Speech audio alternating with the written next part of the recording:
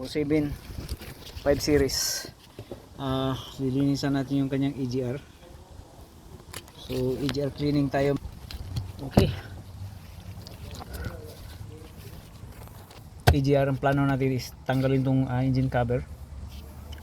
Okay, and then the rest is yeah, is out of this world. So alin K, naka-alin K ito siya.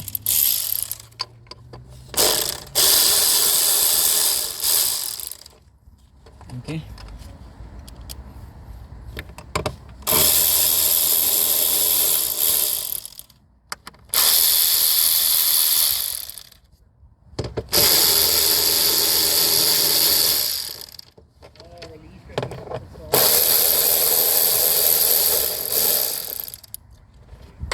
yan. Tapos sabay na hugot na siya. Ingatan nyo dito, meron siyang nut dito. Okay,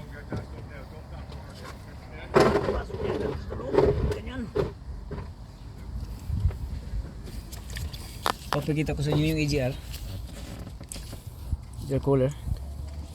Saka dito, ito yung kanyang EGR bulb dito.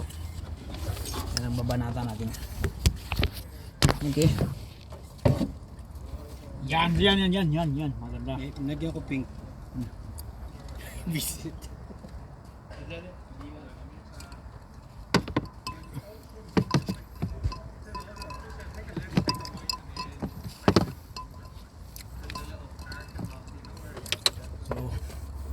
Pag nagpapa-service tayo, na-require natin na mayroong ganito na ibibigay yung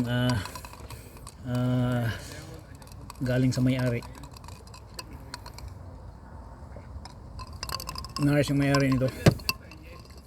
Okay, so EGR dito tayo. Nakita nyo yan, meron siyang mga black residue, this carbon, more or less mayroong leaking, no? So yan ang bibirahin natin. Ingat lang natin dito na hindi natin ito tanggalin dahil ito yung linyada ng coolant. So iiwasan lang natin yan. Sana madadali natin ito, yung EGR pipe na ito. Dito lang natin banda titirahin, and the rest is history. Okay,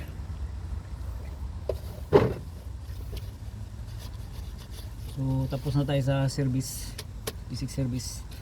5.5 liters ang nilalagay natin is baka may short tayo ng mga 0.5 liter din kasi 6 liters more or less ang engine capacity nito. Then yung oil is kulang tayo ng half liter. So inabisuhan natin yung may-ari na double check niya sa parking lot and then top up half liter just in case.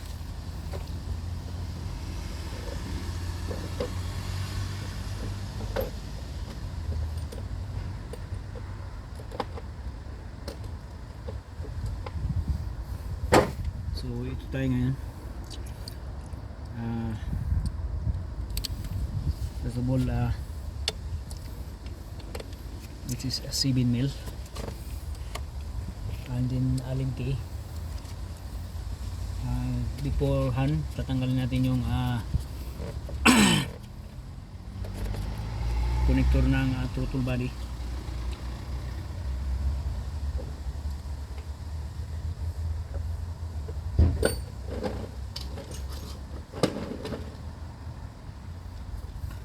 Tatanggalin ko yung connector ng throttle body.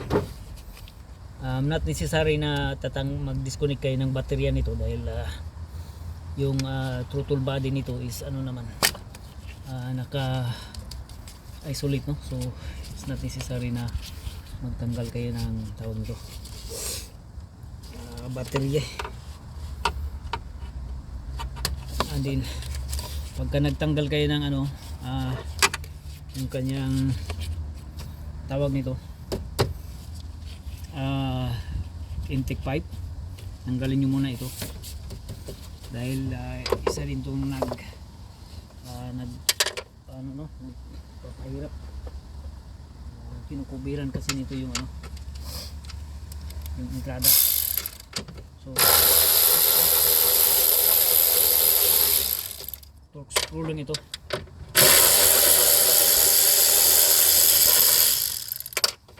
Okay, tanggal na.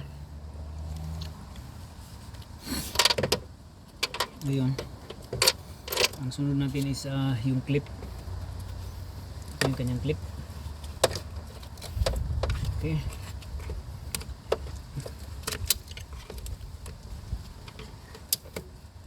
this is what to do when you're doing the EGR valve cleaning, which is advisable. Okay, so yan, igawin lang natin ng ganun. Yan, gawin lang natin ganyan siya. And then kita nyo sobrang dumi na ng kanyang throttle body, lalong lalo na dito sa may EGR valve dito. Sobrang dumi na sir, tingnan mo. Tingnan mo? Talaga madumi na talaga. So bibiray natin yan. At least yan, madali lang po. Ito. Ano ito? Parang sunog. Ano talaga, may leaking yan banda. Carbon yan siya. May leaking, nagli-leaking yung carbon yan lumalabas. Ano naman yan, ano? Epekta. Baka need lang ng higpitan o whatever. Kailangan na ng higpit.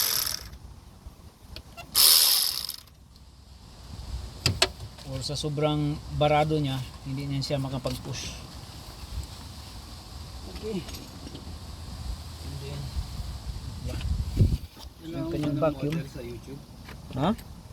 Wala mo model sa YouTube. Hindi, babae lang ang model. Babae. Shit. Lalaki hindi pwede. Walang kita. Mahina kita sa lalaki. Walang kita. Reset. Lalaki, mahina kita sa lalaki.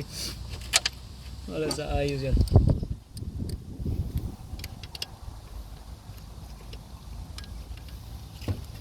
So, alin screw. NCT niya sa September, yung isa November. Malayo pa naman. Malayo pa eh.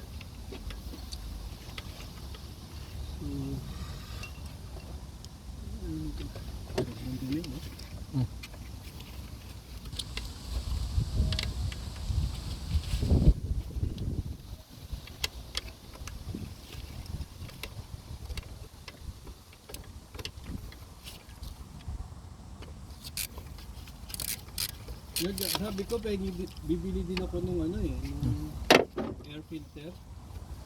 Hindi daw masyado yan dumudumi kagad. Oo. Dapat kasama yun. Sabi ko nga eh.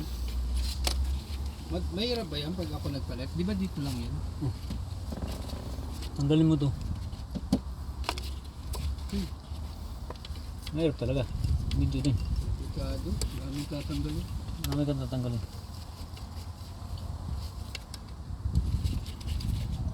Sa ano na, pag balik mo na. Pwede naman yun ba? Okay.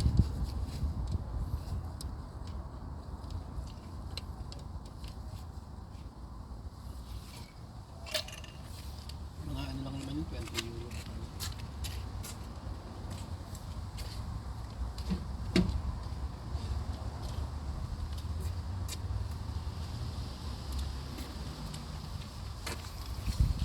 Pagka mga ganito, handa kayo ng magnet dahil may posibilidad na yung screw nito is matanggal, no? So kailangan ng magnet.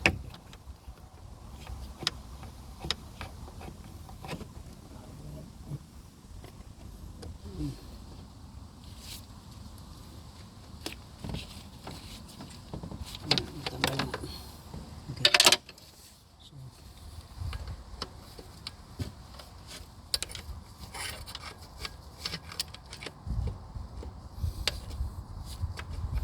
kita yun, pinaka-genius yung nag-invento ng magnet. Nakalive ko pala.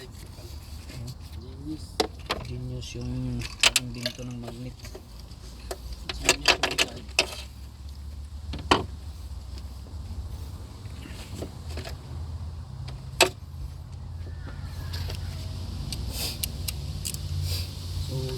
ating mga pambaba. Tanggal natin yung mga pambaba sir.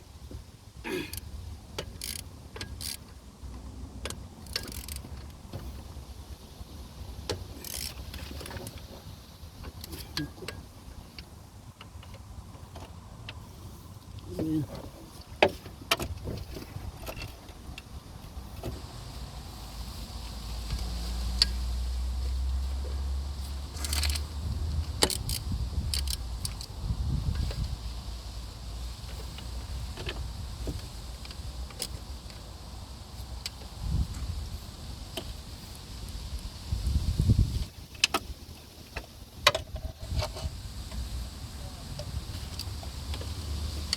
Yung dito niya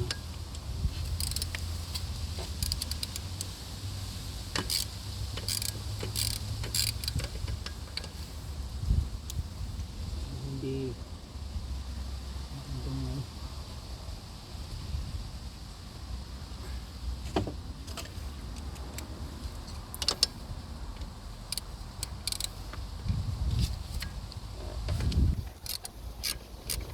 yun sa baba torque screw. Yung ibang yung isang ano dito yung tinatanggal ko ngayon is torque screw. Yung tatlo na natira is allen key. So iba-iba yung ano, iba-iba yung tawag nito, yung kanyang screw.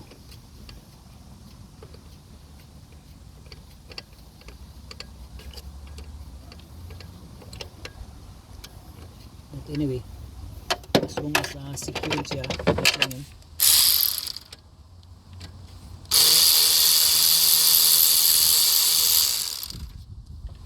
Okay. So alalay ka agad yung screw natin, magnet natin.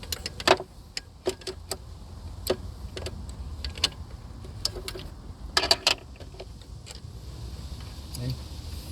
Kaantaba yung magnet.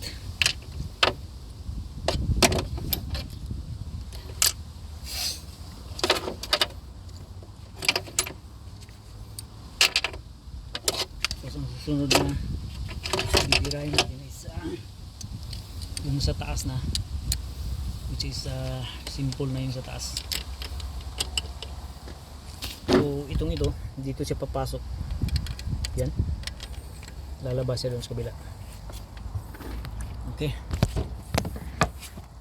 so yan po, again EGR cleaning tayo.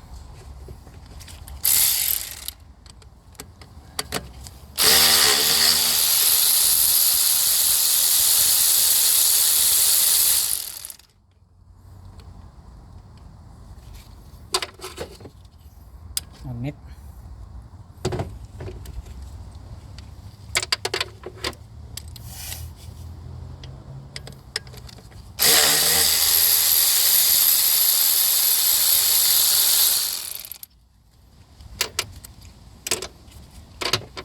Pagka gusto nyo EGR service cleaning lang, PM nyo kagad ako para ano natin yung sasakyan ninyo mabigyan ng pansin. EGR cleaning ito guys, actually hindi ito kasama sa service. Ang service is different from the EGR cleaning.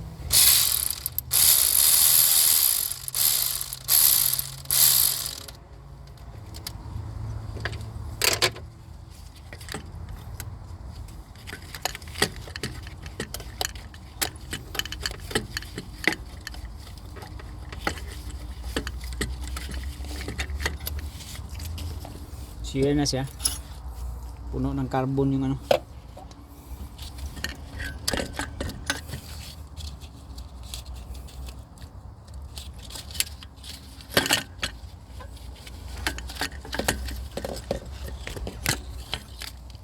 Nakita nyo ang grabe ng dumi nyan, grabe ano, grabe ng carbon yung kanang ano. So lilinisan natin to. Yan. Okay. EGR cleaning guys.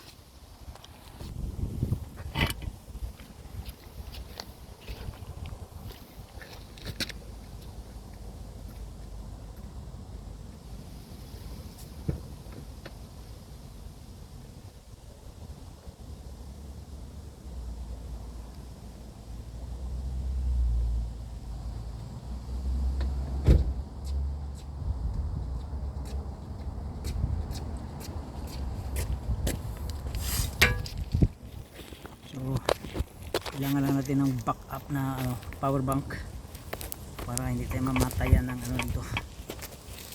Okay, so here we go. EGR cleaning, napaka-importante po ito sa sasakyan o sa engine dahil ito po yung magbibigay ng power. Hindi kaya pagka medyo madumi yung EGR ninyo is mag-lose power siya, no? So ito yung EGR fluid pipe niya. Tatanggalin natin. Ganyan. Okay. So yun yung pipe niya. Ito pipe. Which is babanatan lang natin to ng spray.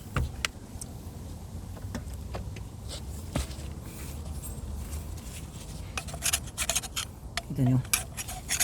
Grabe talaga ang carbon. Yan. So ito yung paglinis ng inyong EGR guys. Para hindi ko mag-lose power ng inyong sasakyan.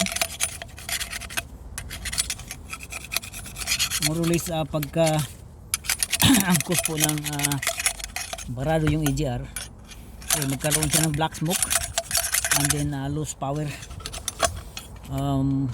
Yan po. So kailangan nyo po linisan like actually this is like yearly. Paalala lang, hindi po ito kasama sa service. This is not included in the service. This is different from the basic service. So ginagawa lang natin to dahil nag-request yung may-ari, no? So yan.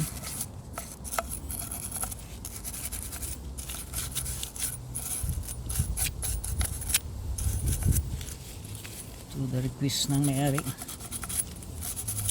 yung ginagawa natin.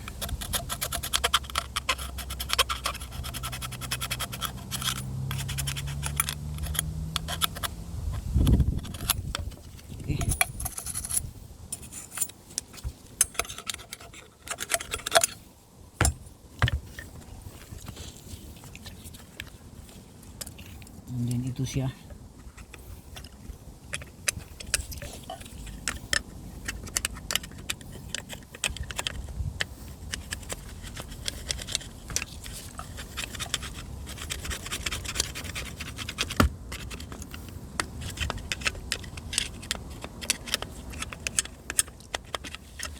Kung mayroon kayong washer nito, pressure washer, ay maganda po talaga ang gawa ng paglinis. Pressure washer. Sa ngayon wala tayo, kaya pinaglinis natin yung flathead screwdriver, and then after nito babanatan natin ang brake cleaner, no? Okay, maganda po itong gawin like habit para again hindi maglulose power yung sasakyan. Okay, and then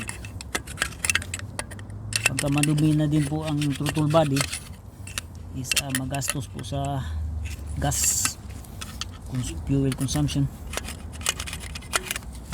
So grabe po yung kanyang carbon talaga. Bili kaya ako May ng carbon. air filter. Ang kamo? Ha? Oh. Para isang lang.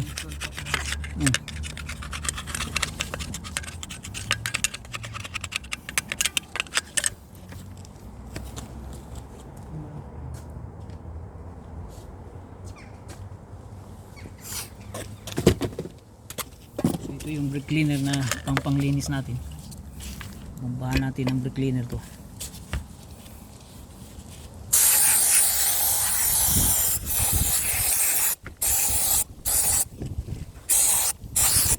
Medyo lumimanag na yung kanyang EGR bulb.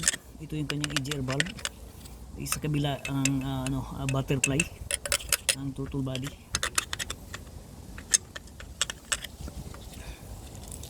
Okay.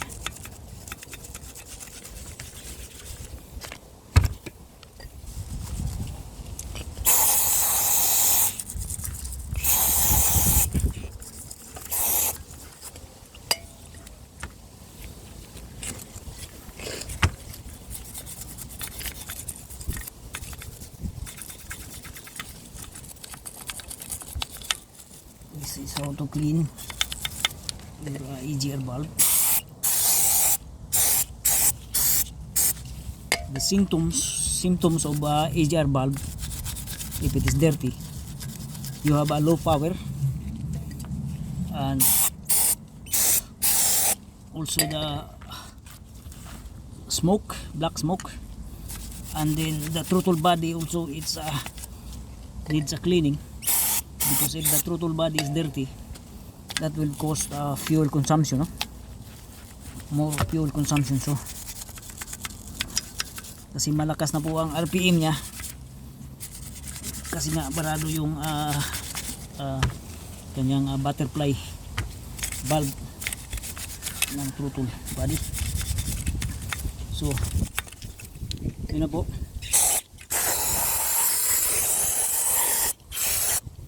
See how clean is that. It's different from before.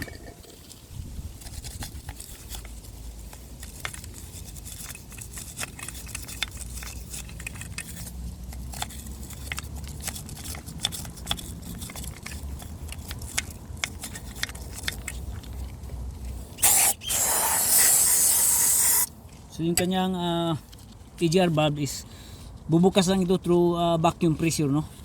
Dito vacuum pressure. Pag pasok ng vacuum dito, bubukas itong valve. Valve will open through pressurize. Okay, so this is almost done here, right? Okay,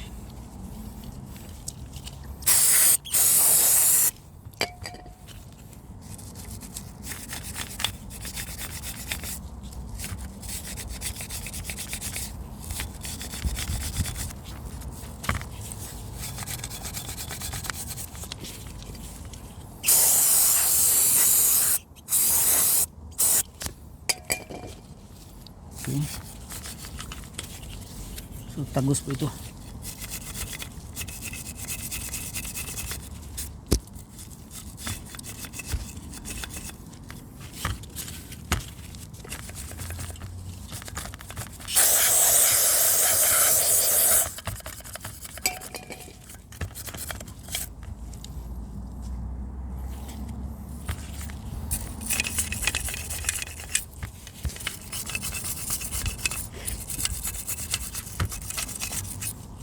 Makita-kita yung kalalabasan nito.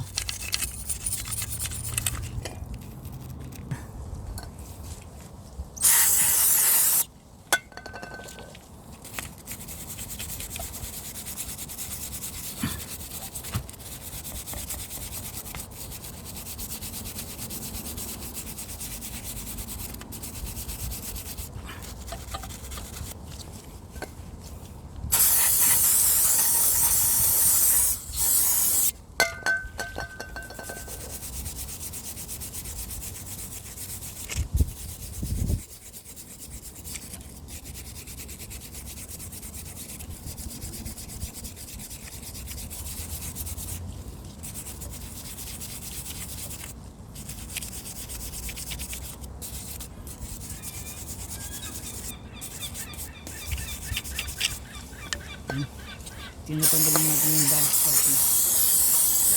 What's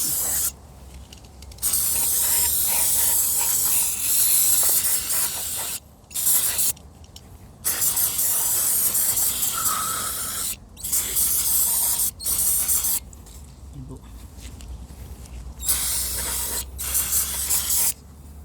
Malinis na. Okay.